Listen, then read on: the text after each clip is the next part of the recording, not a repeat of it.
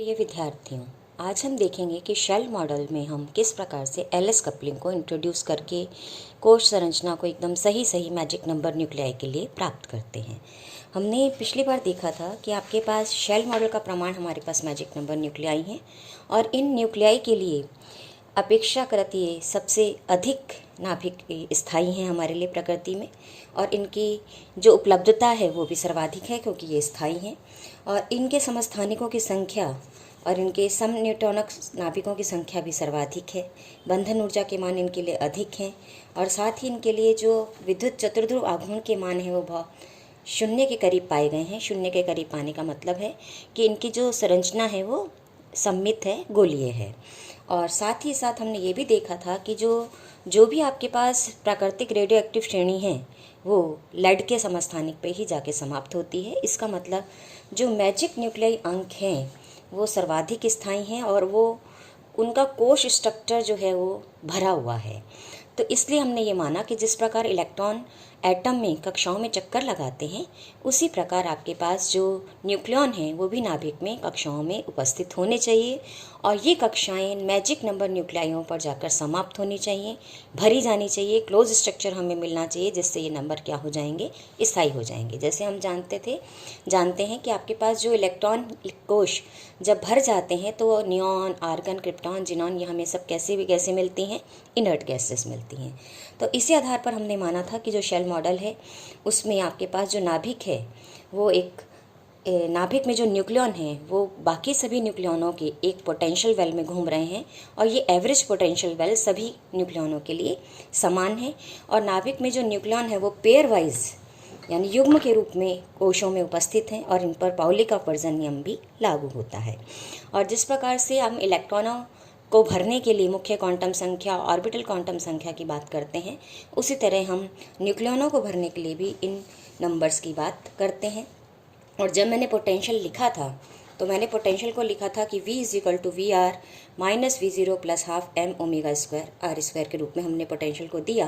और इस पोटेंशियल को रखते हुए जब हम श्रोडिंगर इक्वेशन को सॉल्व करते हैं तो उस सॉल्व करने की प्रक्रिया में मुझे कुल ऊर्जा का मान मिलता है λ + 3/2 h×ω, जहाँ लैम्डा है 2n + l - 2 के बराबर, जहाँ n मुख्य क्वांटम नंबर है और l है आपके पास ऑर्बिटल क्वांटम नंबर। और इसको आधार मानते हुए हमने अभ्रष्टता ये मानी कि जो भरे जाएंगे इलेक्ट्रॉन वो भरे जाएंगे 2l + 1 से। तो इस आधार पर जब मैंने भरा था तो मुझे जो कोश संरचना मिली वो कोश संरचना मेरे पास मिली थी मुझे इस रूप में। और मैंने ये देखा था कि उस समय जो मेरे पास जो भरे जाते हैं कोश वो भरे जाते हैं आपके पास 2 पर भरा जाता है, 8 पर भरा जाता है, 20 पर भरा जाता है और 40 पर भरा जाता है। तो यहाँ अगर मैं यहाँ से देखूँ तो यहाँ तक तो मुझे मैजिक नंबर न्यूक्लियाई मिले, लेकिन उसके बाद 28, 50, 82, 126 ये सब जो क्लोज़र हैं ये मुझे नहीं मिल रहे हैं, और जबकि इसकी जगह मुझे क्या मिल रहा है 40, 70, 112, 168। तो इसको ध्यान में रखते हुए इसका मतलब हमने समझा कि हमने कोई चीज़ छोड़ दी है। तो यहाँ पर मेरे पास जो मेयर, हेक्सेल थे, इन्होंने ये माना कि आपके पास जो न्यूक्लियॉनों में है वो कपलिंग, एलएस कपलिंग बहुत ज़्यादा है, स्ट्रॉन्ग है इलेक्ट्रॉनों की अपेक्षा। तो इसलिए इस कपलिंग को छोड़ने से ही हमारे पास ये क्लोजर हमें नहीं मिल रहे हैं। और उन्होंने इस कपलिंग टर्म के लिए पोटेंशियल का मान मुझे दिया φr l.s के बराबर, जहाँ φr है b 1/r ∂f∂r के बराबर। और आपके पास जो यहाँ पर हमने चूंकि एलएस कपलिंग मानी है तो जे का मान मैं लिखूंगी l + s के बराबर, जहाँ s क्या है, या तो स्पिन अप होती है या स्पिन डाउन। स्पिन अप है तो l + s लिखती हूँ, स्पिन डाउन है तो l - ½ लिखती हूँ। तो ये चूंकि s का मान ½ है इसलिए j का मान l + ½ हो जाता है और या फिर j का मान l - ½ हो जाता है। और यहाँ से अगर मैं देखूँ तो पोटेंशियल का मान l + ½ के लिए -L/2 φr हो जाता है और l - ½ के लिए पोटेंशियल का मान हो जाता है l + 1/2 φr। अब यहाँ से जब देखा गया तो ये भी देखा हमने कि जो j का मान चूँकि l + s है तो l.s का मान में कैसे निकाल सकते हैं, उसका आप वर्क करिए तो आपको मिल जाएगा l² + s² + 2l.s। तो यहाँ जब मैं रखती हूँ तो आपके पास l.s का मान क्या हो जाएगा, यहाँ से हमने निकाल लिया है ½ j² - l² - s² के बराबर। और j का मान चूँकि मैं √j+1 लिखती हूँ, l का मान √LL+1 लिखती हूँ और s का मान S S plus one H cross के टर्म्स में हम देते हैं, तो इसलिए जे स्क्वायर का मान एच क्रॉस के टर्म्स में मेरे पास आ जाएगा, स्क्वायर के टर्म्स में जे प्लस वन से रिप्लेस कर दिया है यहाँ पर क्योंकि स्क्वायर है। इसी तरह एल स्क्वायर है, इसको एल प्लस वन से रिप्लेस कर दिया मैंने, और एस स्क्वायर को मैंने रिप्लेस कर दिया है S into S plus one से। तो ये मान मुझे एल डॉट एस के लिए मिल जाता है। तो जब मैं एल प्लस हाफ रखती हूँ तो मुझे इस समीकरण से एल डॉट एस का मान हाफ एल मिलता है, और जब मैं एल माइनस हाफ रखती हूँ तो एल डॉट एस का मान मुझे माइनस 1/2 एल प्लस वन मिल जाता है। तो यहाँ से अगर हम देखें तो यहाँ एल प्लस हाफ का मतलब क्या है कि ऑर्बिटल क्वांटम नंबर और स्पिन क्वांटम नंबर दोनों की जो आपके पास दिशा है वो समान है, जबकि एल माइनस हाफ में मैं पाती हूँ कि ये दोनों दिशाएं परस्पर विपरीत हैं। तो एल प्लस हाफ का स्तर हम जब नीचे से भरना शुरू करते हैं तो पहले आ जाता है, और एल माइनस हाफ का स्तर बाद में आता है क्योंकि उसकी ऊर्जा अधिक होती है। अब यहाँ पर प्रत्येक स्तर में हमने जो पहले भरे थे न्यूक्लियन वो भरे थे अभ्रष्टता मानते हुए 2 × 2l + 1, और अब जबकि अब हम जो भरेंगे वो अभ्रष्टता क्या मानेंगे 2j + 1 भरेंगे। और ये भी मान रहे हैं हम यहाँ पे कि n > 2 होने पर दिए गए n के लिए जो L प्लस हाफ वाला न्यूक्लियन है वो नीचे के n-1 लेवल से संयुक्त हो जाता है, और जैसे जैसे L बढ़ता है स्प्लिटिंग बढ़ जाती है। तो अब यहाँ से अगर हम चलें तो हम एक बात देखते हैं कि अब हम इसको कक्षकों को कैसे भरेंगे। तो इसको भरने के लिए जब हम पाते हैं तो हम ये पाते हैं कि आपके पास जो भी आपके पास अगर लैम्डा का मान जैसे मैंने दिया था श्रोडिंगर इक्वेशन को हल करने पर मुझे लैम्डा मिला था 2n + l - 2 के बराबर। तो लैम्डा = 0 है, तो हम ये पाते हैं कि n का मुझे एक मान मिलता है लैम्डा = 0 के लिए। n का मान अगर मैं 1 रख दूं और l का मान अगर मैं 0 रख दूं तो लैम्डा = 2n + l - 2 से अगर मैं इसको सॉल्व करती हूँ तो ये हो जाएगा 2 + 0 - 2 यानी कि 0, यानी एक ही मान के लिए n और l के ये लैम्डा सेटिस्फाई होता है। अब चूंकि j का मान l + s है तो j का मान मुझे मिल जाएगा, l 0 हो गया तो l s का मान +½ जब मैं रखती हूँ तो j का मान मुझे +½ या -½ मिल जाएगा। अब जब मैं इसको सॉल्व करती हूँ क्योंकि मेरे पास जो अभ्रष्टता है वो अभ्रष्टता मेरे पास है 2j + 1 के बराबर। तो अब मैं इस आधार पर निकालती हूँ न्यूक्लियनों की संख्या, तो मुझे कितनी मिल जाएगी, क्योंकि j का मान मैंने हाफ रखा है तो 2 + ½ यानी कि 2 + ½ + 1 यानी कि 2 के बराबर, और यहाँ दूसरे में रखूँगी तो 2 - ½ + 1 यानी 0। तो केवल 2 ही न्यूक्लियन यहाँ भरे जाएंगे, तो मैं इसको लिखती हूँ 1s½ से, क्योंकि पहला मुख्य क्वांटम संख्या है 1 हो गई।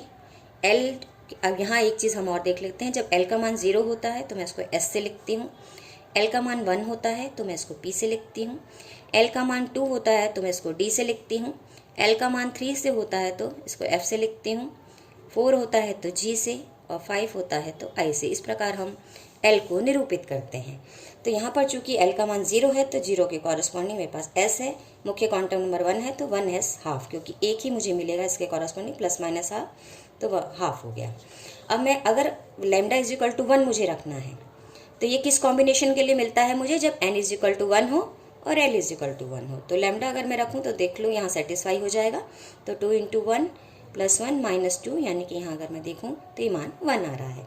तो यहाँ से j का मान अगर मैं निकालूँ तो l ± l + ½ से निकालूँ तो मुझे क्या मिल जाएगा 1 + ½ यानी कि 3/2, और j = l - ½ से निकालूँ तो मुझे क्या मिल जाएगा आपके पास 1 - 1/2 यानी कि ½ तो ये जो इसमें कक्षक भरे जाएंगे, अगर मैं 2j + 1 से निकालती हूँ तो ये हो जाएगा 3 × 2 + 1 यानी कि 3/2 × 2 + 1 यानी कि ये हो जाएगा 4, और दूसरे में मिलेगा 1/2 × 2 + 1 यानी कि 2। तो यह वाला जो कक्षक है इसको मैं निरूपित करूँगी, चूँकि 1 मुख्य क्वांटम संख्या 1 है तो ये 1 हो गया, और L चूँकि स्टेट P है तो ये P हो गया, और इसका जो क्वांटम ये जो कोणीय संवेग आया है वो 3/2, तो इस कक्षक को मैं लिखती हूँ 1p 3/2 से, और इसको लिखूँगी 1p½ से। तो यही मैंने यहाँ दर्शाया है। अब इसी तरह हम आगे चलें, तो जब मेरे पास लैम्डा = 2 है तो स्वाभाविक है मेरे पास 2 स्टेट मिली हैं, n = 2 और l = 0, और दूसरी मुझे मिल रही है यहाँ पर n = 1 और l = 2 के लिए। और अब मैं मान रख के देखती हूँ तो ये दोनों मान ही सेटिस्फाई करेंगे, क्योंकि लैम्डा = 2 × 2 + 0 - 2 यानी कि 2, और यहाँ भी अगर मैं रखूँ तो लैम्डा का मान हो जाएगा 2 - 2 + 2 - 2 यानी कि 2। तो यानी ये दो मान हैं एन और एल के ऐसे कॉम्बिनेशंस हैं जो लैम्डा = 2 को सेटिस्फाई कर रहे हैं। तो अब यहाँ से अगर मैं निकालूँ आगे, तो ये दोनों मान जब इसको सेटिस्फाई करते हैं तो मैं यहाँ से देख सकती हूँ कि जे का मान जब मैं एल + हाफ रखती हूँ तो मुझे मिल जाएगा आपके पास, यहाँ चूँकि एल का मान 0 है तो पुनः मुझे क्या मिलेगा, हाफ, जैसे कि हमने यहाँ अभी अभी निकाला था। तो ये मुझे इलेक्ट्रॉन कितने मिलेंगे, 2 इलेक्ट्रॉन मिलेंगे। और ये स्टेट चूँकि 2 है तो इसको मैं लिखूँगी 2s हाफ से। अब मैं इसके लिए काम करती हूँ, तो यहाँ पर जे का मान मुझे क्या मिलेगा, एल + हाफ रखती हूँ तो मुझे क्या मिल जाएगा, 2 + हाफ यानी कि 5/2। और जब मैं इलेक्ट्रॉनों की संख्या निकालूँ तो 2j + 1 से मुझे क्या मिल जाएगी, 2 × 5/2 + 1 यानी कि 6। अब दूसरे के लिए मैं करूँ l - हाफ से तो मुझे क्या मिलेगा, 2 - हाफ यानी कि 3/2। अब यहाँ से अगर हम देखें तो 2j + 1 से इलेक्ट्रॉनों की संख्या कितनी हो जाएगी, यह हमने पहले भी निकाली थी आपके पास 3/2 के लिए। तो ये हो जाएगा 3/2 × 2 + 1 यानी कि 4। अब इस स्टेट को मैं देखूं तो इसके लिए n का मान 1 है, l का 2 है, तो और j का मान 5/2 है। तो इसलिए इस स्टेट को मैं किससे लिखूंगी, 1, l के मान 2 के लिए मेरे पास कौन सा कक्षक है, d, तो 1d 5/2। और इसको मैं क्या लिखूंगी, ये भी 1d ही होगा, लेकिन कौन सा होगा, इसका निरूपण कैसे किया जाएगा, क्योंकि इसका कोणीय संवेग 3/2 है तो 1d 3/2। हम एक एग्जाम्पल और ले लेते हैं और वो है हमारे पास लैम्डा = 3 के लिए। तो हम ये देख रहे हैं कि लैम्डा = 3 मुझे दो मानों के लिए मिल रहा है, n = 2, l = 1। और जो दूसरा मान है मेरे पास वो है n = 1 और l = 3। तो इन दो मानों के लिए मुझे लैम्डा = 3 मिल रहा है, n = 2, l = 1 और n = 1 और l = 3। तो इसको अगर हम पुनः रख के देख लें, एक बार चेक कर सकते हैं हम इसे, तो ये हो जाएगा लैम्डा = 2 × 2 + 1 - 2। तो ये मुझे दिख रहा है 5 और 4 + 1 - 2 यानी कि ये आ जाएगा मेरे पास 3 के बराबर। अब यहाँ से हम लें तो यहाँ पे वापस लैम्डा चेक करूँ तो 2 × 1 + 3 - 2 यानी कि 5 - 2 यानी कि ये मान आ रहा है वापस से 3। तो ये दो मान हैं जो इसको सेटिस्फाई कर रहे हैं। तो यहाँ से अगर मैं देखूँ तो मुझे j = l + हाफ के लिए क्या मिल जाएगा, l का मान चूँकि मेरे पास 1 है तो 1 + हाफ यानी कि 3/2। और 3/2 के लिए मुझे इलेक्ट्रॉनों की संख्या 2j + 1 से मैंने निकाली है, मुझे कितनी मिली थी, 3/2 × 2 + 1 यानी कि मेरे पास आ गई थी 4। अब j = l - हाफ से निकालूँ तो मुझे कितनी मिलेगी, 1 - हाफ यानी कि हाफ। और कुल न्यूक्लियनों की संख्या किससे आ जाएगी, 2j + 1 से, तो 2 × हाफ + 1 यानी कि आ जाता है आपके पास 2। तो ये काम हम पहले भी देख चुके हैं यहीं पे। तो इस कक्षा को लेकिन अब मैं 1 नहीं है, l का मान यहाँ भी चूँकि 1 ही है, लेकिन n का मान मेरे पास 2 है, तो इसको मैं निरूपित करूँगी 2p, क्योंकि l = 1 के लिए p है तो 2p 3/2 से, और इसको निरूपित करूँगी 2p हाफ से। अब हम इधर आएँ तो l का मान 3 है तो j = 3 + हाफ से मेरे पास आ जाएगा 7/2। और j = 3 - हाफ से मेरे पास आ जाएगा 5/2। और मैं 2j + 1 से न्यूक्लियनों की संख्या निकालती हूँ तो मुझे कितनी मिल जाएगी, 7/2 × 2 + 1 यानी कि हो जाएगी 8। और यहाँ मुझे मिल जाएगी 2 × 5/2 + 1 यानी कि 6 के बराबर।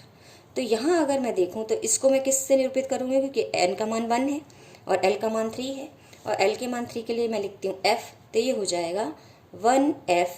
यहाँ पर अगर इसके लिए लिखूँ तो ये हो जाएगा 1f 7/2 और ये हो जाएगा 1f 5/2।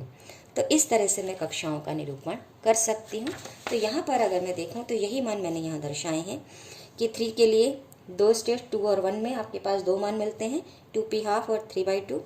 और यहाँ पर ये भी मैंने दर्शाया कि कैसे निकाला हमने, तो हमको मिल जाता है इस स्टेट के लिए 1-3 कॉम्बिनेशन के लिए 1f 7/2 कक्षक और 1f 5/2 कक्षक। अब इसी तरह से 4 के लिए मुझे 3 कॉम्बिनेशन मिलते हैं n और l के, तो 3-0 कॉम्बिनेशन यानी 3s हाफ स्टेट हुई। और 2-2 के लिए मेरे पास हुई 2p हाफ और 2p 3/2 स्टेट। और 1 और 4 के लिए चूँकि ये मेरे पास मैंने देखा था कि l को मैं g से निरूपित करती हूँ तो ये 1g स्टेट हो गई। और न्यूक्लियनों की संख्या पुनः हम 2j + 1 से निकालते हैं तो ये मिल जाता है 1g 9/2 स्टेट और 1g 7/2 स्टेट। इस तरह से बाकी स्टेट्स भी मैं निकाल सकते हैं। तो यहाँ पर हमने जो देखा है कि जो मेरे पास निर्भरता है, अब जो कोश भरे जाएंगे वो किस क्रम से भरे जाएंगे। यहाँ पर अब ये मुझे जो कोश मिल गए हैं वो कौन कौन से मिले हैं, 1s हाफ मिला है, 1p हाफ मिला है, तो 1p 3/2। तो अब इनमें कौन सा क्रम मेरे पास आपस में कोशों का निर्माण करता है, कौन सा उस ऊर्जा स्तर किससे जाके जुड़ जाता है, ये हम देखेंगे अपने अगले लेक्चर में। Thank you.